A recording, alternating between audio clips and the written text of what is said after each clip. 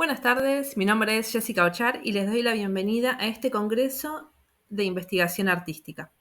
Soy estudiante de la licenciatura en Artes Visuales en la USAM y hoy quiero compartir algunas ideas que surgen al pensar en el arte desde su dimensión epistemológica y semiótica. En este recorrido que voy a hacer, voy a retomar algunos conceptos fundamentales de la epistemología y la semiótica, entendiendo el arte como un campo donde el conocimiento no se reduce a lo racional ni a lo lógico, sino que involucra también formas sensibles, intuitivas y subjetivas que se relacionan con el mundo. Parto de una inquietud central. ¿Puede el arte ser considerado una forma legítima de conocimiento? ¿Y qué tipo de saberes produce y cómo se vincula ese saber con otros modos tradicionales de conocer que propone la ciencia?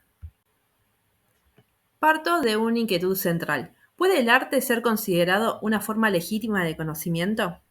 ¿Y qué tipo de saberes produce y cómo se vincula ese saber con otros modos tradicionales? Para empezar a responder si el arte puede ser una forma válida de conocimiento, tenemos que pensar cómo se constituye un conocimiento válido. En este sentido, Piaget señala que la epistemología es el estudio de la construcción de los conocimientos válidos y no se debe olvidar que el término construcción abarca simultáneamente las condiciones de accesión y las condiciones propiamente constitutivas. Es decir, que no solo accedemos al saber, sino también cómo lo construimos. Desde esta mirada podemos pensar que el arte, al ser un vehículo para el pensamiento, también puede generar conocimiento. Por ejemplo, una pintura es un objeto epistémico, porque en ella se da un proceso de comprensión y una forma visual de organizar la realidad. En esta línea, Harald Elkink sostiene que la epistemología visual se convierte, voy a cambiar de diapositiva, ahí está, se convierte en un campo central de investigación y que se enriquece con un enfoque interdisciplinario, porque involucra múltiples áreas conectadas. El arte no informa como la ciencia, pero sí permite comprender el mundo desde lo sensible, lo metafórico y lo simbólico.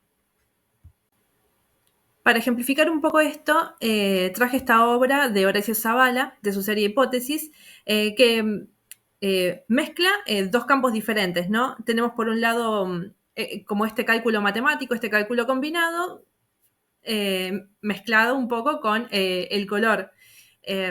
No necesariamente en el arte tienen que ser ejemplos tan explícitos como este, pero me pareció algo interesante cómo mezcla diferentes campos, ¿sí? Diferentes mundos.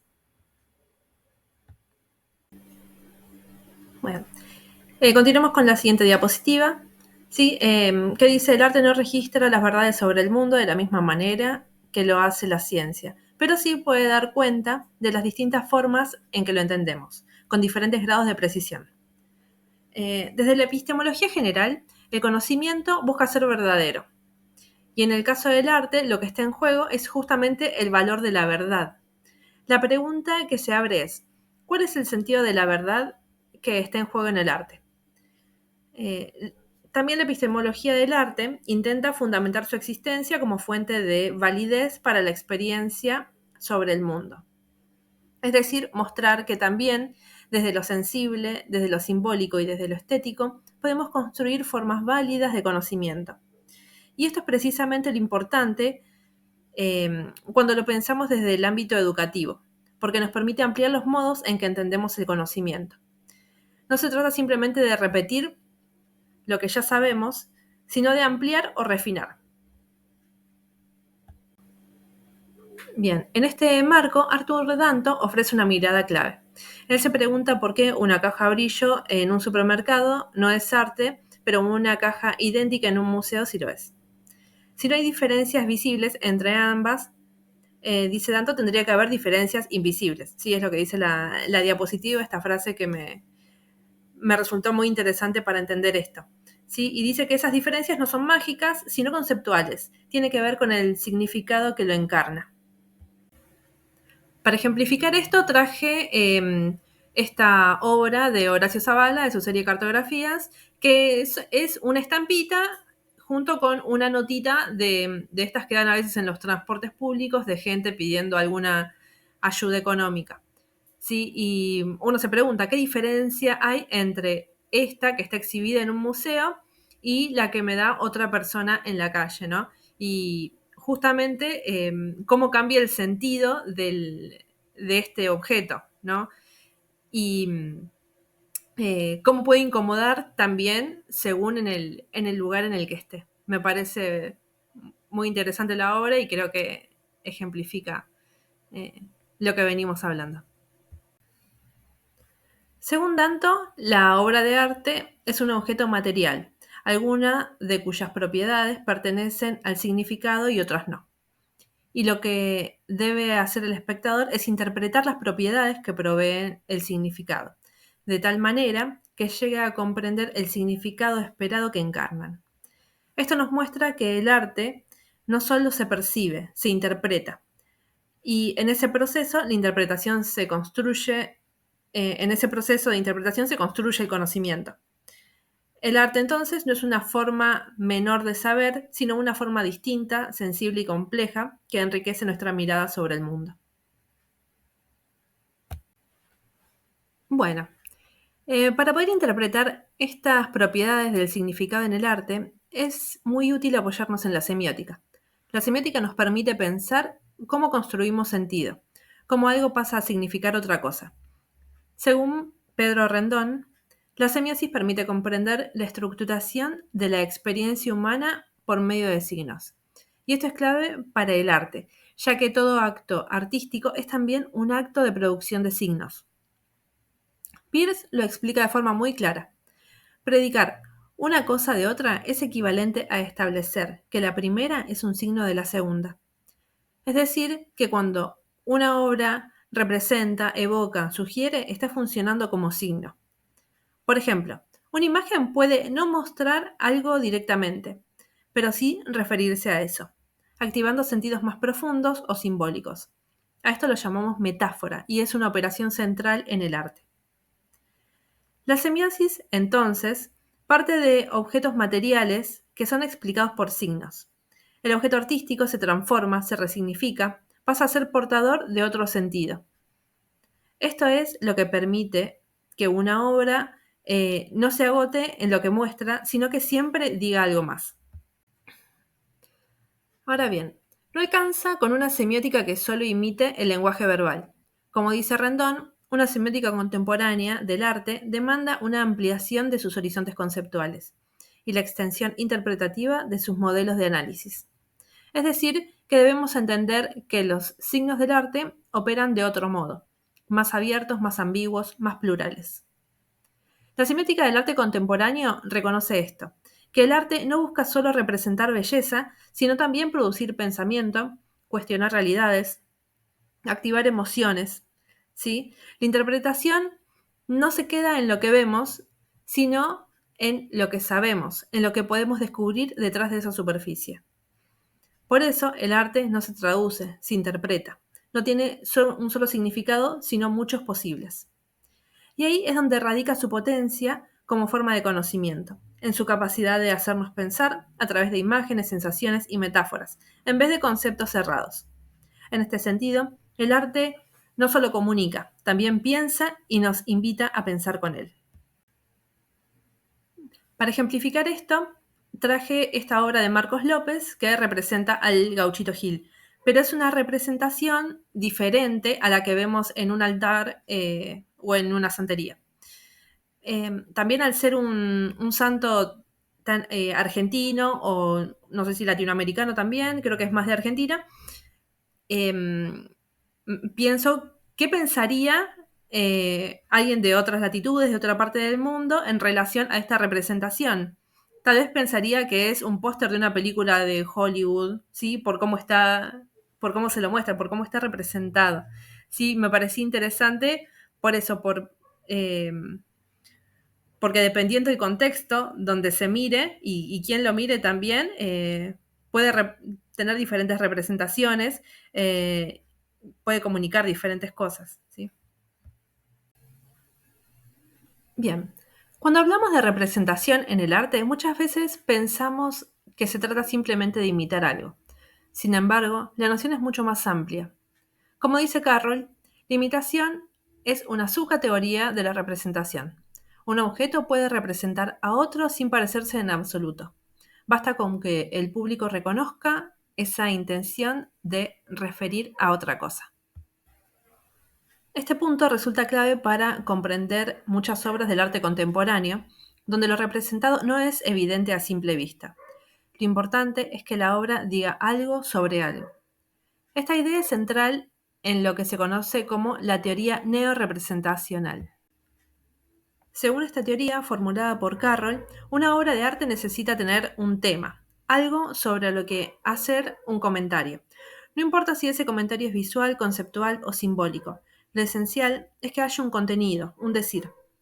Tomemos, por ejemplo, los ready-made de Duchamp. Un urinario en sí mismo no es una obra de arte, pero cuando Duchamp lo coloca en un museo y lo llama fuente, está diciendo algo, está comunicando sobre el arte, sobre sus límites, sobre su institución.